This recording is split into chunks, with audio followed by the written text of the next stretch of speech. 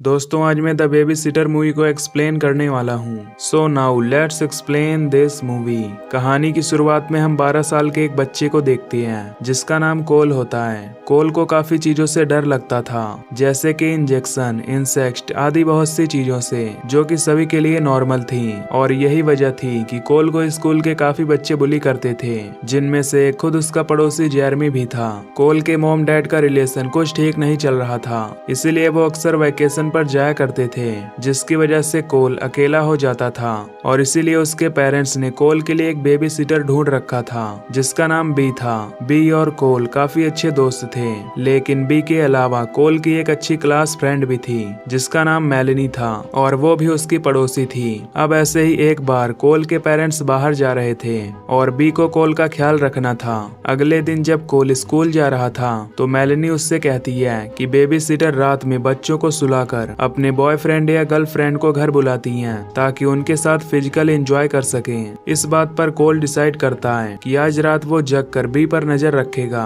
अब कोल baby sitter को काफी लाइक करता था, इसलिए वो नहीं चाहता था कि कोई दूसरा आकर उसके साथ रिलेशन बनाए। अब घर आने के बाद कोल बी के साथ खेलता है और उसके साथ डांस करता है। अब ये दोनों साथ में डिनर करके मूवी देखते हैं। फिर जब रात के 11 बज जाते हैं तो कोल के सोने का टाइम आ जाता है। तभी सोने से पहले कोल मेलेनी से चैट करता है। मेलेनी उसे याद दिलाती है कि आज रात तुम्हें नीचे जाकर उस पर नजर रखना है, क्योंकि तुम्हारे सोने के बाद ही वो ये सब करेगी। तभी बी कोल को पीने के लिए ड्रिंक देती है जिससे उसे नींद आ जाए, लेकिन कोल उस ड्रिंक को नहीं पीता और फेंक देता है और सोने का नाटक करता है। अब जैसे ही बी उसके कमरे से बाहर जाती है तो कोल भी उसके पीछे पीछे जाने लगता है। तभी कोल देखता है कि बी ने वहाँ कुछ स्ट्रेंजर्स को बुलाया हुआ है और वो सभी ट्रूथ एंड डेयर गेम खेल रहे थे। इन स्ट्रेंजर्स का नाम था सोनिया, मैक्स, एलिसन, जॉन और सैमुअल। अब यहाँ बी को एक डेयर करना पड़ता है जिसमें उसे सभी लोगों को किस करना था। फिर वो एक एक करके सभी के पास जाकर उन्हें किस करती है। लास्ट में जब बी सैमुअल को किस करती है तो अचानक वो उसके सिर पर 2 चाकू घुसा देती है और रूम में मौजूद सभी सैमुअल के ब्लड को एक बर्तन में इकट्ठा करने लगती हैं। ये देखकर हमें पता चलता है कि बी उन सभी स्ट्रेंजर्स के साथ एक सैटेनिक रिचुअल करने वाली है। कोल ऊपर से ये सब देखकर काफी हैरान होता है। इसके बाद बी उन सब के सामने एक बुक रिवील करती है। बी कहती है कि ये एकमात्र ऐसी बुक है जो कहीं भी नहीं मिलेगी, यानी कि एक इकलौती बुक है। अब बी उस बुक में कुछ लाइन पढ़ती है जिसमें लिखा होता है कि इस किताब के एक वर्ष को पढ़ते वक्त उसे बलि दी गई आदमी के ब्लड को इस बुक पर डालना होगा। ऐसा करने से इस कमरे में मौजूद सभी लोगों की कोई एक इच्छा पूरी हो जाएगी, लेकिन इस पूरे प्रोसेस को कंप्लीट करने के लिए उन्हें एक मासूम बच्चे का भी खून चाहिए होगा, और वो मासूम बच्चा कोल ही होने वाला था। इधर कोल ये सब बातें सुनकर काफी डर जाता है और जल्दी से भागकर अपने रूम में जाता है और 991 पर कॉल करता है और फिर वहीं सोने का नाटक करने लगता है। कुछ देर बाद वहां बी अपने दोस्तों के साथ आती है और एक इंजेक्शन के जरिए कोल का कुछ ब्लड बाहर निकालती है। कोल सिरिंज से काफी डर रहा होता है, लेकिन फिर भी वो उन सब के सामने सोने की एक्टिंग करता है। दरअसल बी ने कोल के ड्रिंक में कुछ दवाई मिला दी थी ताकि कोल 8 घंटे के लिए सोता रहे, लेकिन क्योंकि कोल ने ड्रिंक पिया ही नहीं था इसलिए वो अभी जग रहा होता है। खैर ब्लड लेने के बाद बी सभी के साथ नीचे चली जाती है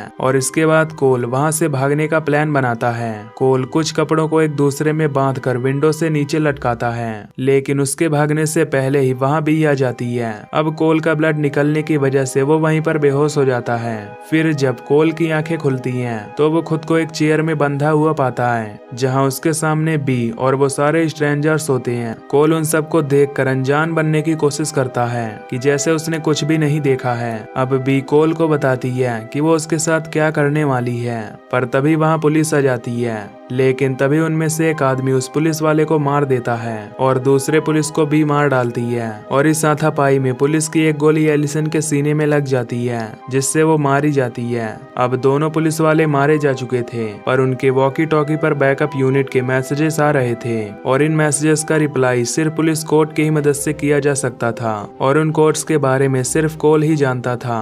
फिर भी कोल को धमकाते हुए वो कोड्स लेती है और मैक्स उस कोड से वॉकी टॉकी पर ये मैसेज पहुंचाता है कि यहाँ पर सब कुछ ठीक है। ये सब देखकर कोल अपनी रस्सी काटकर किसी तरह से वापस से ऊपर वाले कमरे में जाता है और जॉन उसका पीछा करने लगता है, पर तभी उसका पैर सीढ़ियों से स्लिप कर जाता है और उसका सिर नीचे एक नुकीली चीज से टकराता है और वो वहीं पर बुरी तरह मारा जाता है। इधर कोल अपने रूम में जाकर उन्हीं कपड़ों की मदद से विंडो से नीचे आने लगता है। तभी मैक्स उसे पकड़ने के लिए आ जाता है, लेकिन कोल किसी तरह विंडो से नीचे उतर जाता है। नीचे आने के बाद कोल अपने घर के नीचे वाले बेसमेंट में जाकर छिप जाता है, जहाँ पर बहुत सारी चींटियां होती हैं, पर कोल यहाँ भी अपने डर पर कंट्रोल कर लेता है। सोनिया कोल को ढूंढते हुए वहाँ पहुँच जाती है और बेसमेंट के अंदर जाकर उसे ढूंढने लगती है। तभी कोल उसके तरफ फायर रॉकेट छोड़ता है, लेकिन सोनिया किसी तरह उस रॉकेट से बच जाती है। लेकिन कोल बड़े ही चालाकी से सोनिया को वहीं पर लॉक कर देता है और उस पर बग स्प्रे छिड़क देता है। अब आग और उस स्प्रे के आपस में मिलने से एक जोरदार ब्लास्ट होता है, जिसमें सोनिया भी बुरी तरह मारी जाती है। ब्लास्ट की आवाज सुनकर मैक्स वहां जाता है, जो कोल को देखता है। मैक्स कोल का गला दबाकर उसे मारने की कोशिश करता है, पर तभी कोई उसके घर के ऊपर अंडे फेंकने लगता है। मैक्स उससे पूछता है कि ये कौन है जो तुम्हारे घर पर अंडे फेंक रहा है। कोल उसे बताता है कि वो उसका स्कूल फ्रेंड जेरमी है, जो उसे चिढ़ाने के लिए रोज उसके घर पर अंडे फेंकता है। मैक्स कोल से कहता है कि तुम्हें इससे लड़ना होगा, नहीं तो ये हमेशा तुम्हें सताता रहेगा। ये सुनकर कोल जेरमी से लड़ने के लिए उसके पास जाता है, पर जेरमी उसे पीटकर यहाँ से चला जाता है। कोल को हारा हुआ देखकर मैक्स उसके पास जाता है और उसे जान से मारने का प्लान बनाता है। ये सब देखकर कोल एक ट्री हाउस पर चढ़ जाता है। मैक्स भी वहाँ आने लगता है। तभी वो दोनों ट्री हाउस से नीचे कूदते हैं, पर इस बीच एक रस्सी मैक्स के गले में जा फंसती है, जिससे मैक्स को फांसी लग जाती है और उसकी मौत हो जाती है। तभी भी उस पर शॉट गन से गोली चलाने लगती है। कोल वहाँ से भागता हुआ अपनी पड़ोसी मेलनी के घर पहुँचता है। वहाँ पहुंचकर वो उससे तुरंत पुलिस के पास कॉल करने के लिए कहता है। तभी वहाँ बी भी आ जाती है, जो कोल को ढूंढने लगती है। कोल और मेलनी बी से बचकर एक किनारे छिप जाते हैं। यहाँ कोल मेलनी को अपने दिल की बात बताता है। मेलनी भी कोल को लाइक करती थी, इसीलिए कोल उसे बचाने के लिए वहाँ से बाहर चला जाता है। बाहर जाकर कोल बी से चिल्लाकर कहता है कि मैं यहाँ हूँ। ये कहकर कोल वहाँ से भागता हुआ अपने घर आ जाता है। घर के अंदर कोल को एलिसन मरी हुई दिखाई देती है। साथ ही उसे टेबल पर वो रिचुअल बुक भी मिल जाती है, जिसे लेकर कोल उसे पढ़ने लगता है। तभी एलिसन अचानक से उठ जाती है और कोल पर हमला करने लगती है। कोल किचन में रखे चाकू को ढूंढने लगता है, पर वो चाकू एलिसन के पास थी। अब एलिसन उस चाकू से कोल पर अटैक करने के लिए बढ़ती है, पर तभी वहाँ बी आकर उसके सिर को गन से उड़ा देती है। अब बी कोल को पकड़ने के लिए उसकी तरफ बढ़ने लगती है, लेकिन कोल बी की रिचुअल बुक को उठाकर उसे जला डालने की धमकी देता है।